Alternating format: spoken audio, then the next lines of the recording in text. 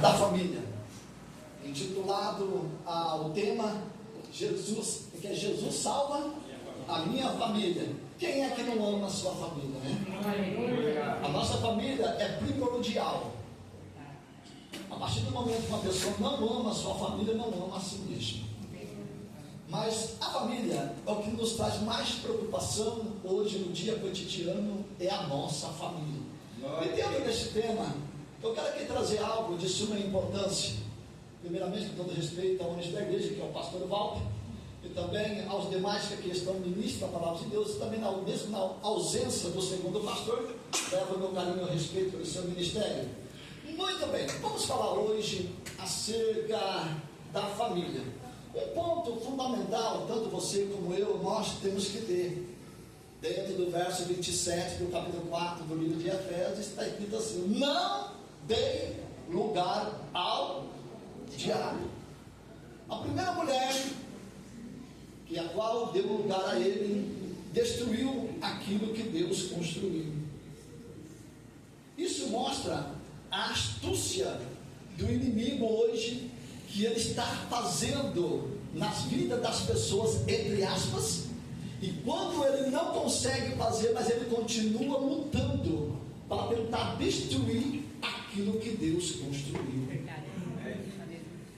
Quando eu olho dentro da Bíblia Sagrada, eu volto a frisar no verso 26 do capítulo 1 de Gênesis, quando Deus diz: façamos o homem, a nossa imagem conforme semelhança. Foi feito o homem. Mas dentro do verso 15 do capítulo 2 de Gênesis, Deus pega Adão e coloca Adão dentro do jardim do Éden. A Bíblia não especifica quantos mil anos que Adão viveu só, mas ele estava no jardim do Éden. Mas o que me chama a minha atenção, antes mesmo de Adão ser, ou seja, feito por Deus, alguém estava no jardim do Éden.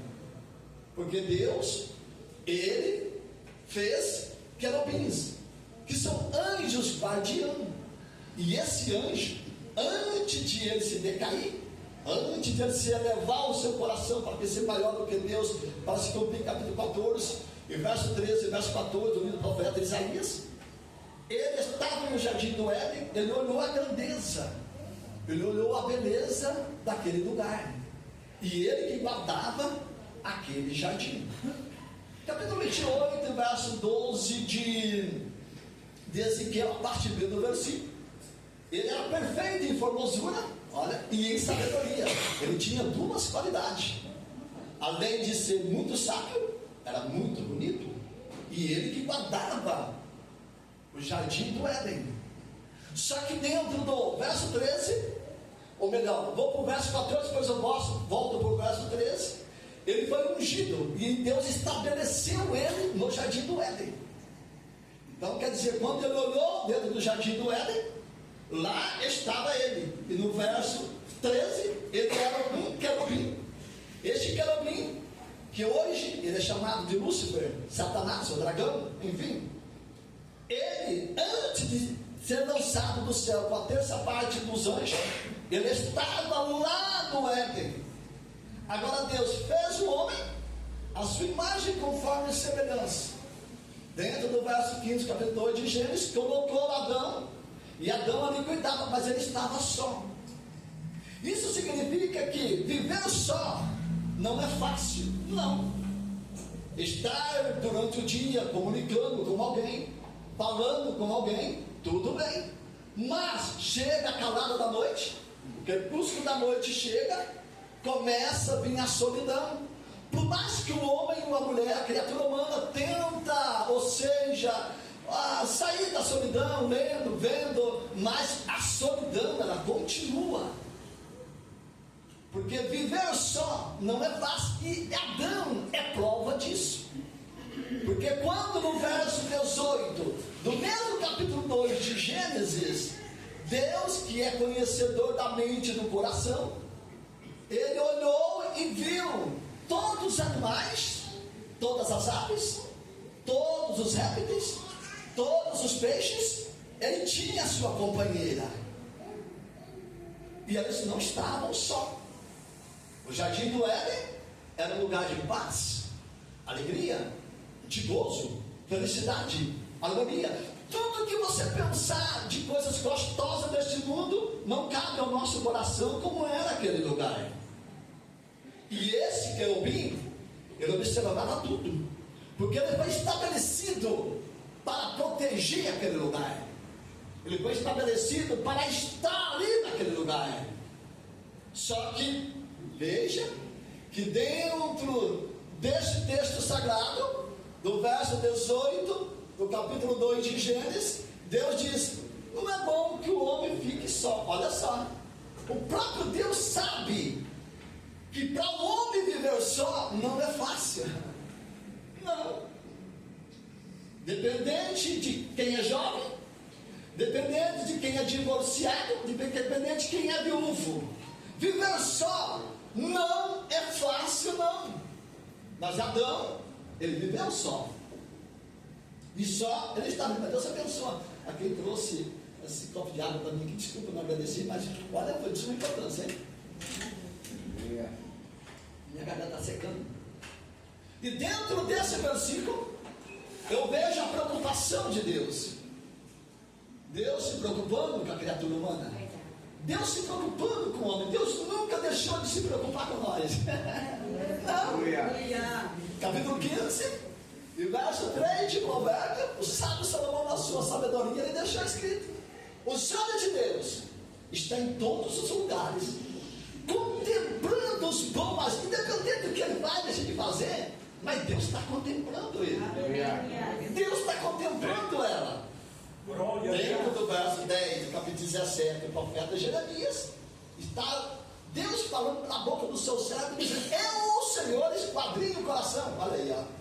Improva os pensamentos, para dar ouvir que esperais segundo os seus caminhos, as ações das suas obras.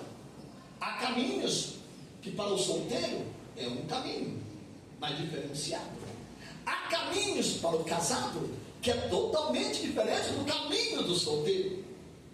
O solteiro, neste caminho, ele pode olhar para a direita, olhar para a esquerda e não retroceder, olhar para frente. Mas o casado, ele olhando para frente, ele já tem que olhar para a sua esposa, e a sua esposa tem que olhar para o marido, porque ele já não está mais só.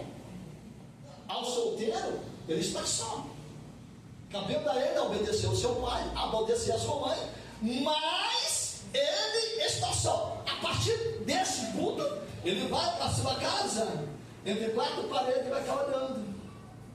Mas Deus está contemplando.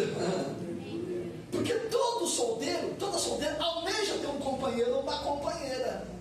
Agora, quanto a mim, a você que tem a sua companheira, o seu companheiro, nós temos que ter um total cuidado. Por quê? Dentro do verso 21, verso 22 e verso 23, do mesmo livro de Gênesis, capítulo 2, Deus colocou um profundo sono em Adão. Da sua costela, tirou. Quando Adão acordou, quem é que estava lá? A sua companheira. Agora Adão não está mais só. Neste momento, desses versículos para trás, ele estava só no jardim do Éden. Os seus cuidados era cuidar daquilo que Deus colocou na sua mão. Agora, vindo a companheira, opa, duplicou um pouquinho os cuidados. E às vezes nós, os maridos, não paramos para pensar esse detalhe. Não. Cuidamos de tantas coisas, mas deixamos de cuidar de alguém especial, que outrora no passado lutávamos mesmo sendo crente para ter uma companheira. Agora, tendo nós os maridos a nossa companheira, nós temos que ter esse cuidado. Você vê que dentro desse tema há um cuidado mais específico, mais especial do marido para com a esposa, por causa deste detalhe. Porque na verdade, se for para me andar um caminho, não olhando para minha esposa, então eu não me casaria. E isso é importante para quem hoje aqui é jovem, procura se casar, procura uma companheira. E para mim e para você, nós que temos que somos casados, temos a nossa companheira, mas temos que ter esse cuidado. Por quê? Se voltarmos para o verso 27 do capítulo 4 de Efésios, a Bíblia é categórica em dizer, através do apóstolo Paulo, não dê lugar ao diabo. Quando eu falo não dê lugar ao diabo, o diabo não escolhe classe social nem credo religioso. O diabo olha, ele não escolhe se é de oração e jejum. Por quê? Às vezes, vamos aqui pegar um pouquinho nós dos crentes. Você fala de oração e jejum, mas deu lugar ao diabo. Está ali a companheira, levanta a voz a qualquer momento para a companheira, já deu lugar ao diabo. E é de oração e jejum. Você vê que a astúcia, pastor Evaldo, do diabo, pastor Evaldo. O diabo está trabalhando tão grandemente dentro dos lares, na vida. Eu vou pegar aqui dos crentes, irmãos, tá? Porque às vezes nós precisamos pegar confiança. Eu sou crente. Jesus disse aos seus três melhores amigos. Aleluia, amém. Quando ele entrou no monte de Getsemane, no verso 32, capítulo 14 de São Marcos, né? Agora no verso 34 ele disse assim, ó, a minha alma está triste até a morte. Mas por que ele falou isso? Porque ele sabia o que ele ia passar, ele sabia que ele ia morrer, mas ele sabia também que ia ressuscitar no terceiro dia. Só que era um momento de angústia, de aflição, de desespero dele. Aí no verso 38 do capítulo 14 de São Marcos, Jesus disse assim para o seu discípulo, vigiai e orai. Ele não disse orai e vigiai. Então quer dizer o quê? Alimente-se. Eu como marido, a minha esposa como esposa, ora e jejum, mas não vigia. Pede a bênção. Dá lugar ao diabo. Principalmente nós, os homens que somos machistas. Sabe que tipo de homem machista? Comigo tem que ser machista no respeito. Não, a mulher tem que ser sua companheira. Glória a Deus. Irmãos, eu vou dar uma pausa aqui. Eu sempre medito nisso daí. Eu não era crente, mas eu sempre medito nisso daí. Poxa, nos anos 90, eu sempre dizia, um dia que tiver minha mulher, minha esposa. Não, quer saber que nem meu pai e minha mãe, não, ficar brigando, discutindo, não sabe isso não. Irmãos, isso vem até o dia de hoje, 31 anos de casado. Nós não briga, nós não discute, nós não fica enfurnado um com o outro. Temos problema, temos. Mas eu não vou dar lugar ao diabo nas minhas palavras, não. Não. Eu não vou dar lugar ao diabo na minha ignorância, não, de maneira nenhuma. E muitas vezes nós, os crentes, principalmente nós, os pregadores, que eu vou pegar isso aqui, pastor Valdo, porque olha, dá uma benção, né? Não dá lugar ao diabo, mas crente dá lugar. Claro que dá. A partir do momento que eu levanto a minha voz com arrogância, com ignorância com a minha esposa, eu estou dando lugar ao diabo. Só que o que me observa, Adão, ele não deu lugar ao diabo, mas deu lugar à mulher dele, a esposa dele. Se você observar, é muito importante que após o Lúcifer, que hoje é chamado de Lúcifer, que ele desceu do céu, o primeiro ponto dele, sabe onde foi? Foi lá no Jardim do Éden. Lá no Jardim do Éden, ele destruiu aquilo que Deus construiu. Glória a Deus. Porque se você pegar a Bíblia Sagrada, continuar falando dela, nós vamos para o capítulo 5, verso 18 de Provérbios. Sabe, Salomão disse assim na sua sabedoria: seja bendito o teu manancial, e alegra-te com a mulher da tua mocidade. Glória a Deus. A Bíblia não está dizendo desgosto, irmãos. Não. A Bíblia diz alegria. Agora, essa alegria, você, eu, nós, temos que ter esse cuidado. Aleluia, Jesus. Porque a alegria pode se transformar em tristeza, até destruição de uma família. Mas quem é que destrói a família no dia que nós estamos vivendo, principalmente os casais? É o diabo, é Satanás. Mas pera um pouquinho, Satanás destrói? Sim, se eu der lugar para ele, a partir de amanhã você vai ficar sabendo que a minha esposa não está mais junto. Mas quem é que destruiu? O diabo. Mas quem o diabo usou? Eu. Usou ela para destruir aquilo que Deus construiu. Glória a Deus. Eu olho e vejo nessa caminhada que eu tenho de quase 30 anos de fé. Precisamos ser a Deus, amor, não pensar, nem peço de sair. Quantos casais, pastor Walter, destruídos? Se você for fazer uma pesquisa no mundo inteiro hoje, até você pode, de 100% dos casais, 99 estão destruídos. Porque existe duas separações. Existe a separação oficial e existe a separação dentro da própria casa. Quando falamos em separação dentro da própria casa, eu vou para o capítulo 10, verso 9 de São Marcos, que Jesus diz assim: o que ajuntou Deus não separa o homem. Agora, eu oficialmente estou vivendo com a minha esposa, mas eu e ela tem que cuidar de nós não estar separados dentro do próprio teto, debaixo do próprio teto aonde nós moramos. Agora, o que leva eu e ela a se separar? Os maus tratos, tanto dela para mim, como de mim para ela. Agora, ela tem problema.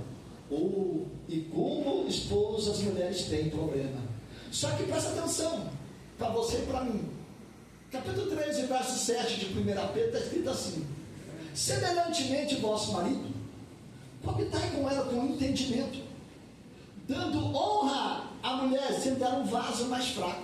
Aí vem a parte B, a parte D do versículo: para que a vossa oração não seja impedida. Quantos pregadores de renome e não de renome, a sua oração está sendo impedida por causa de uma vida conjugal? Isso é Bíblia. Agora a palavra coabitar, ela tem dois sentidos. No hebraico, que é de Malaquias a Gênesis, que é o hebraico, de Gênesis, de Malaquias, de São Mateus, Apocalipse, é o grego. No hebraico é relação íntima conjugal. Agora, no dicionário Aurélio, é conviver, é estar com uma mulher, é estar com uma esposa. Observe, irmãos, que isso é fundamental. Eu posso perder a minha salvação e a minha esposa pode perder a salvação dela, andando dentro de uma doutrina, presta atenção nisso aqui, andando dentro de uma doutrina santa, andando dentro de um comportamento, mas eu e ela, se ela morrer agora, ela pode descer ao inferno a sua alma, e se eu morrer, eu posso descer ao inferno. E se o arrebatamento vier, ela fica e eu fico. Mas por que que eu fiquei? Por que que eu fiquei? Por causa de uma relação conjugal mal sucedida dentro da sua própria casa. Aleluia, Jesus. Capítulo 12, verso 14 de Hebreus está escrito: segui a paz com todos. Eu, irmão, como crente, eu tenho que ter a paz com todos. Não está especificando credo religioso, nem classe social, nem cor, não. Tem que ter com todos. Aí vem, é a santificação, sem a qual ninguém verá o Senhor. Agora observa, eu me santifico, ela se santifica. Mas cadê a paz entre eu e ela? Aqui, meu Deus do céu, não é essa? Olhando para esse auditório maravilhoso aqui, mas e lá debaixo do teto onde nós moramos? Como é que nós vivemos? Jesus vai falando. Não, como é que nós vivemos lá? Eu e ela. Glória a Deus. Será que eu saio chutando as coisas? Bom. Ei, se Jesus vier, eu fico. E se Jesus vier, ela fica. Irmãos, isso é sério. Principalmente onde nós congregamos.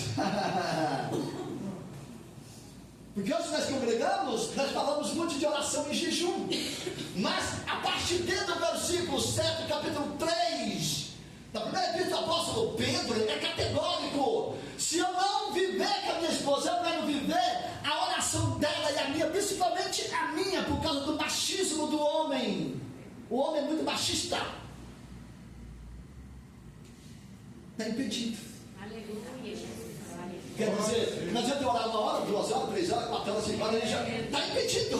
Deus não ouve. Chega aqui, bate e não sobe, de maneira nenhuma. Por causa do quê? Por causa da minha convivência com ela. Agora Deus olha lá de cima, ei, seja bendito, não é maldito. Agora tem muitos maridos e muita esposa que está fazendo na sua vida conjugal uma maldição. Aleluia, Jesus. Colocando nos jovens, porque hoje é comum eu casar. Vou nada. Mas por que eles falam isso? Porque o pai e a mãe têm uma vida totalmente destruída dentro do seu próprio lar. Ei, vida conjugal é bênção. Eu estou aqui por causa do meu pai e a minha mãe. Você está aí por causa do seu pai e da sua mãe. Agora, eu não tenho que seguir a linha do meu pai e da minha mãe, não. E nem tampouco a minha esposa. Eu tenho que seguir a Bíblia Sagrada que me traz orientação. Para mim ter uma vida conjugal. Glória! Aleluia! Quantas pessoas, irmãos, que pegam a linha de um líder? Eu vou pegar, não, vou pegar a linha de Cristo. Os discípulos, presta atenção, já vou finalizar, fica tranquilo, já vou ficar aqui. Palestra, por mais que eu queira, não garantiza 10, 20, 30 palestras. O discípulo quis esbarrar essa grandeza. Você vê o discípulo? Quis esbarrar essa grandeza do matrimônio, do casamento. Quando no verso 10 do capítulo 19 de São Mateus, o discípulo olhou para dizer: Senhor, se é assim a condição do homem para a mulher, então seria bom que não se casasse. Olha só a audácia do discípulo, hein? Poxa, falando com o dono da vida, falando com aquele que estava lá no princípio da criação. Aleluia. Jesus olhou assim: eu vou para Pedro, porque Pedro era, sabe o que ele sabe? Antes de se converter, Pedro era terrível. E hoje existe muito pregador que não se converteu ainda não, principalmente com a esposa e com a esposa com o esposo. Às vezes você é convertido numa religião, mas não é convertido em Cristo ainda não. Mas vai se converter. Se ouvir, vai se converter. Principalmente com a esposa, né? Porque eu tenho que ser convertido com Cristo e convertido com ela. Ela precisa ser convertida com Cristo e convertida comigo. No verso 12 do capítulo 19 de São Mateus, Jesus responde o seu discípulo: há alguns que foram feitos eunucos por causa de reis, outros se castraram por causa do reino de Deus, outros nasceram eunuco dentro do ventre da sua mãe. Quem quiser receber essa palavra, receba. Veja que duro, Jesus foi duro com o seu discípulo, né? Mas jamais, irmãos, Jesus ia quebrar a grandeza de uma vida conjugal. Porque você está aí, nós estamos aqui por causa de uma vida conjugal, por causa de uma família. Agora, você, eu, nós, não podemos destruir a nossa família. Não podemos destruir de maneira nenhuma. Glória a Deus. Agora, como que eu faço um prédio como esse e eu mesmo vou destruir ele? Que ganho que eu tenho com isso? Eu só tenho prejuízo. Assim é uma vida conjugal. Agora, para você não destruir a sua família, para você não destruir a sua vida conjugal, você tem que aprender que Jesus Cristo nos ensina para nós ter um bom comportamento. Porque isso é mister, isso é normal. Você vê homens, meu Deus do céu, fora de casa, Jesus dos crentes é aquela bênção, né? Você vê pregadores hoje que, meu Deus, de público, é aquela bênção. Aí a esposa fala, ah, meu Deus, quem dera se meu marido fosse assim em casa. Tem, irmãos, existe. Estão vivendo assim. Aí de repente a minha esposa está ali, ah, meu marido, quem dera se você fosse assim lá dentro de casa. Eu estou enganando a mim mesmo, irmãos, irmãos. Verdade, Deus. Eu estou enganando a mim mesmo. Porque quem tem que me aprovar não é Deus, não, irmãos. Não, quem tem que me aprovar é ela. Quem tem que me aprovar é meus filhos, é meus netos, é minhas noras, meu genro. Não é Deus que tem que me aprovar, não. Tem obreiro que fala assim, ah, não, eu sou reprovado. Não, quem tem que aprovar é eu, como obreiro, como pastor, como presbítero, como diácono. É ela que tem que me aprovar. Glória a Deus, aleluia. Porque uma coisa é eu pregar aqui em cima, outra coisa é eu viver lá dentro de casa. Aí vem aquele comentário, ah, eu sou aprovado por Deus. Não, Deus olha assim, mas se é aprovado, só você tem que ter dúvida. Porque lá na tua casa tu é um ignorante. Tu é um arrogante lá dentro de casa. E é o que está acontecendo, irmãos. Se você for fazer uma pesquisa, 99,9% dos casais estão vivendo isso, até crente. É, Jesus querido. E agora? Como que o crente não dá lugar ao diabo? Claro que dá lugar ao diabo, irmãos. E se eu der, irmãos, ele distrai totalmente a minha vida conjugal, totalmente a minha família. Agora, uma campanha como essa é excelente. Agora você vê porque que eu lutei psicologicamente durante a semana para estar aqui, né?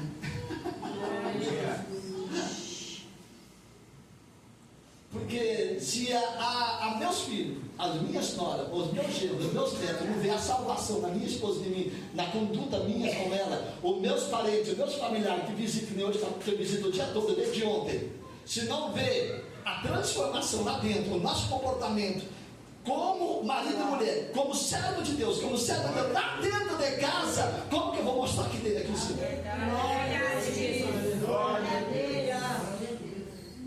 Isso é Bíblia. Lúcifer, ele enganou a Eva.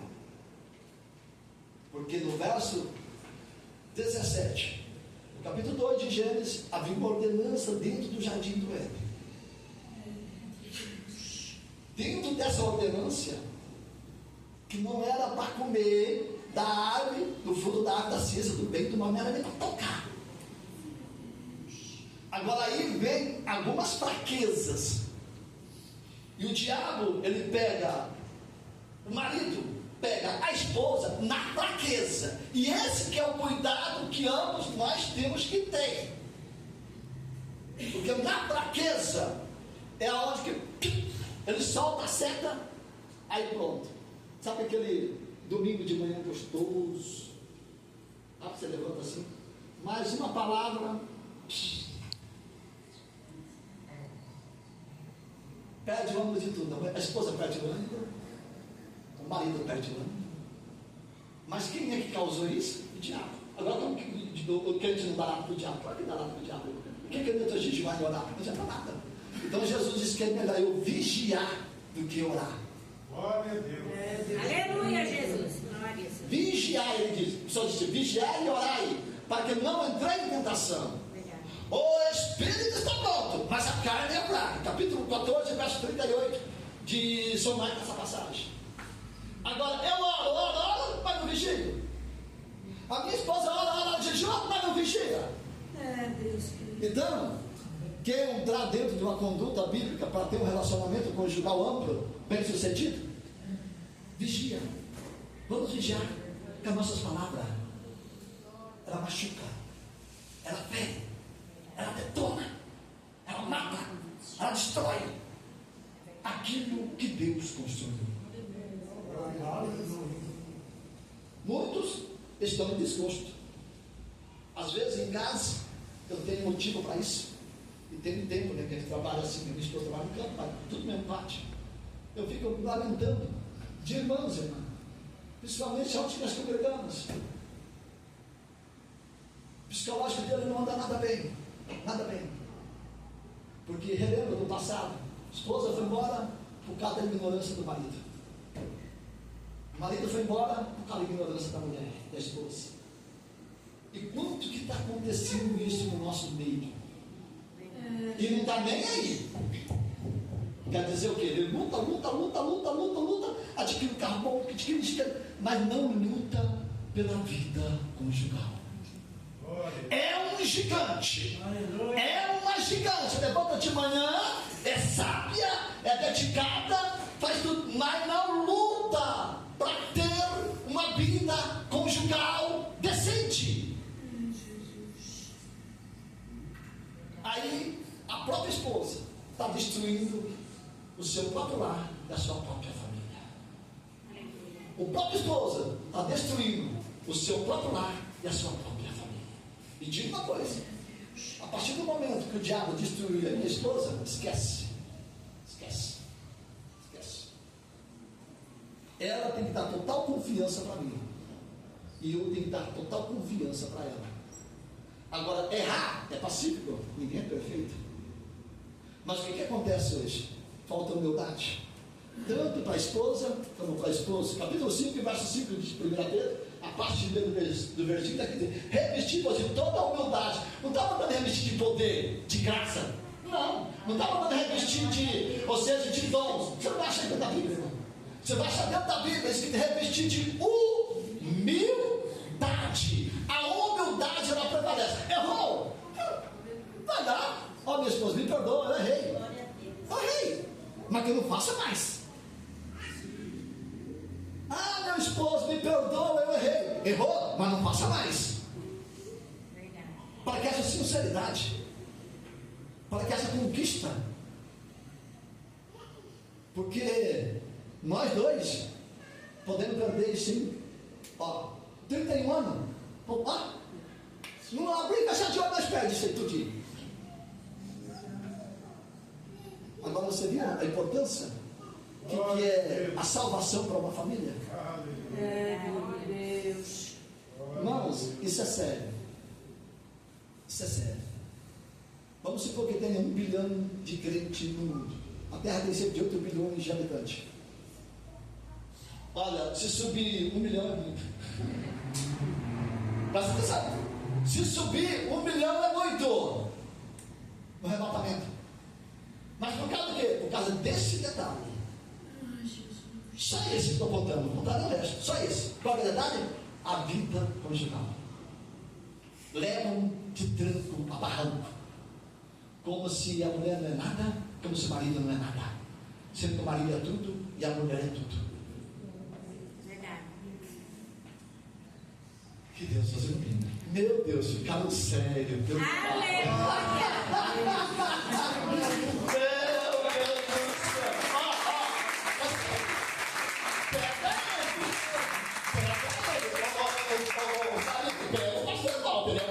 Ele que me chamou. Que Deus abençoe, irmãos. Que Deus nos ilumine. Existe